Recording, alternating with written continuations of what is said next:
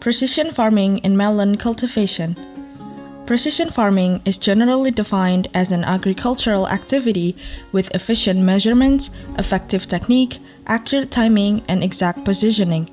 This term was first introduced to U.S. agriculture in the mid to late 1980s, and its origin can be traced back to the shifts in the soil sampling method. Most farmers in the 1920s used uniform application of fertilizer by taking a single soil sample from a large and sparse area.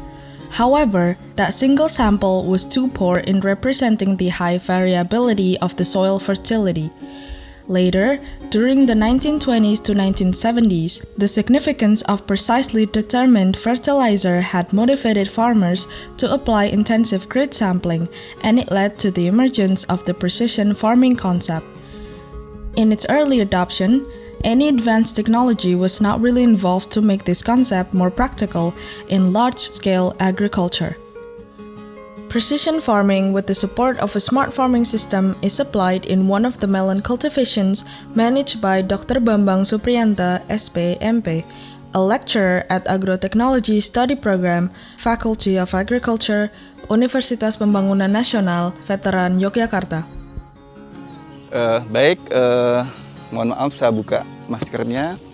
Bismillahirrahmanirrahim. Assalamualaikum warahmatullahi wabarakatuh. Perkenalkan, nama saya Bambang Supriyanta. Saya dosen dan peneliti dari Prodi Agroteknologi Fakultas Pertanian UPN Veteran Yogyakarta. Nah, selamat datang di kebun penelitian kami. Jadi kami di sini sedang mengembangkan penelitian tentang pembuatan varietas unggul melon. Jadi di sini ada banyak koleksi melon yang kami tanam. Nah, untuk sistem budidayanya kami menggunakan sistem pertanian cerdas atau smart farming semata-mata dengan tujuan supaya kegiatan budidayanya berlangsung dengan lancar dan efisien, sehingga saya bisa lebih fokus kepada kegiatan kaitannya dengan pemulaian, yaitu bagaimana saya bisa meningkatkan keragaman genetik melon dengan banyak persilangan.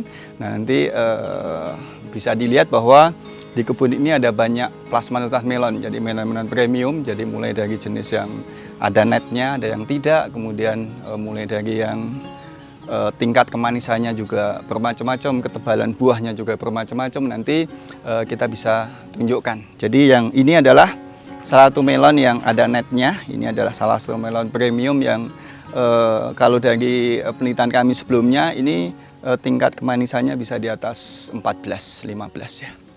Nah, kemudian bisa dilihat di bawah bahwa untuk sistem budidayanya kami menggunakan sistem hidroponik ya, hidroponik substrat yang kemudian nutrisinya kami suplai yang semuanya sudah otomatis semua. Mulai dari waktu pemberiannya, kemudian jumlahnya, kemudian termasuk juga kita sedang buat untuk formulasi nutrisi khususnya untuk melon ini. Jadi di sebelah sana kita ada beberapa formulasi, ada 8 yang sedang kita kaji. Nah, tujuannya nanti kita akan pilih nutrisi terbaik untuk di lingkungan kami, karena biasanya itu spesifik lokasi. Nah, di samping melon juga ada beberapa koleksi yang sedang kami tanam, yaitu ada cabai, kemudian ada tomat dan sebagainya. Tapi memang kami sedang fokus untuk yang melon ini. Jadi tujuan kami adalah bagaimana nanti kita bisa menghasilkan melon yang premium ya. Jadi premium itu dilihat dari dua, yaitu tingkat kemanisannya yang utamanya. Yang kita seleksi, kita akan batasi minimal 14 ya, 14 breeds gitu ya. Nah, kemudian juga ketebalan buahnya penuh gitu ya. Kemudian rasanya crunchy dan penampilannya menarik. Nowadays, precision agriculture tends to refer to a farming strategy to increase efficiency and effectiveness with up-to-date technology to ease the control of the farming routine. That is why in this modern era, precision farming and smart farming systems are inseparable. Saya akan jelaskan keunggulan untuk sistem smart farming di melon ini. Yang pertama adalah kita bisa efisiensi tentang pupuk yang digunakan atau nutrisi yang digunakan. Karena kita bisa mengatur, kita bisa memberikan nutrisi sesuai dengan pertumbuhan tanamannya, baik frekuensinya maupun jumlahnya. Itu yang pertama. Kemudian yang kedua, kita bisa menentukan formulasi yang tepat sesuai dengan kebutuhan melon. Jadi itu kita bisa atur by system. Nah, yang ketiga juga dengan sistem seperti ini kita bisa lebih mengendalikan atau mengontrol kaitannya dengan organisme pengganggu tanaman, terutama ada hama dan penyakit. Jadi karena terlindungi seperti ini ya kita bisa mencegah masuknya hama sehingga lebih aman. Kemudian akhirnya kita bisa menghasilkan produk yang sehat. Dalam arti kita bisa menghindari adanya pestisida, insektisida, fungisida yang kimiawi, sehingga produk yang kita hasilkan itu jauh lebih aman. Kemudian saya menemui beberapa kendala selama saya melakukan budidaya ini. Ada yang pertama adalah dulu kendalanya adalah bagaimana kita bisa mengatur sistem dengan baik. Artinya sistem informasi itu bagaimana dia menerjemahkan sesuai dengan keinginan kita, dan itu memang butuh proses, sehingga saya berkolaborasi dengan teman-teman informatika untuk menerjemahkan keinginan saya. Itu yang pertama. Dan yang kedua adalah dalam tanda petik ada sisi biaya gitu ya. Memang untuk awalnya memang investasinya cukup banyak, tapi sebetulnya itu bisa tertutup karena dengan sistem seperti ini kita harus mikirnya jangka panjang gitu ya, jangka panjang gitu ya, jangka panjang. Kemudian bisa ketutup juga dengan nantinya produk yang kita hasilkan tentunya dengan produk sehat dan kualitas premium, itu nantinya dari sisi ekonomis juga sebetulnya akan meningkatkan nilai tambah dari sisi itu. Several tasks are done automatically by smart farming appliances such as irrigation, fertigation, and humidity and air temperature control. The irrigation technique used is a dripping mechanism done 3 times a day at 7 a.m., 11 a.m., and 3 p.m.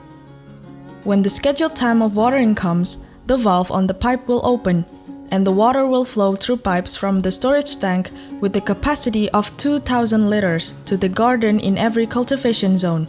Next, the drip tip will be dripping the droplets of water for 120 seconds long.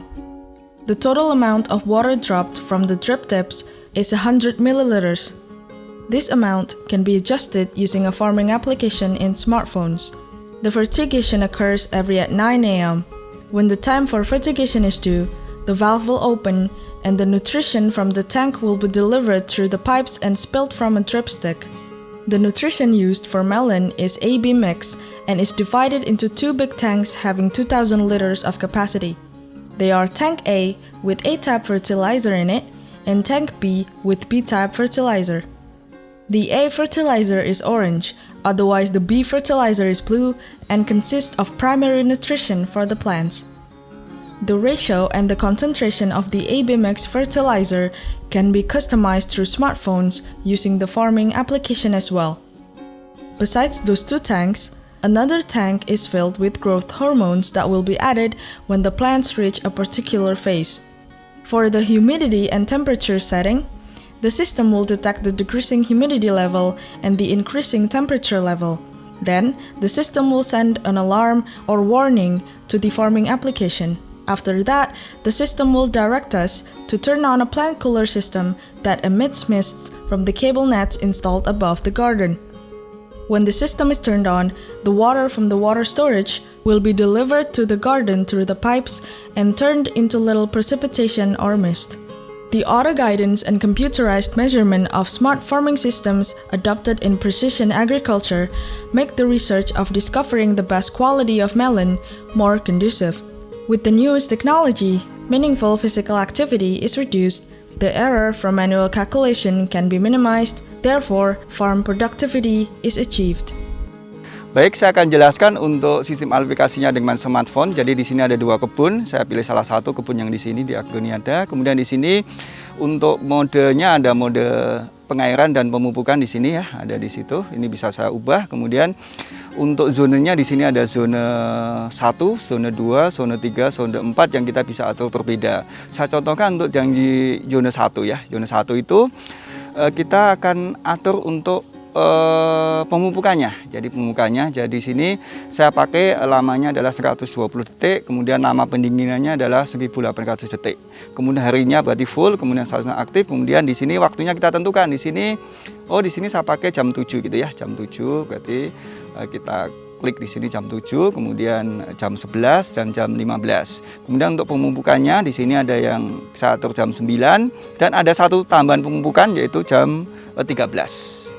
Nah, kemudian yang lain yang kita bisa pantau adalah lingkungan di tanahnya, di medianya. Jadi di sini terpantau saat ini suhunya 30,7, kemudian kadar airnya 77%, kemudian nutrisinya 198 ppm. Menurut saya smart farming atau pertanian cerdas adalah bagaimana kita bisa mengkolaborasikan sistem budidaya pertanian dengan bidang ilmu yang lain, utamanya adalah sistem informasi.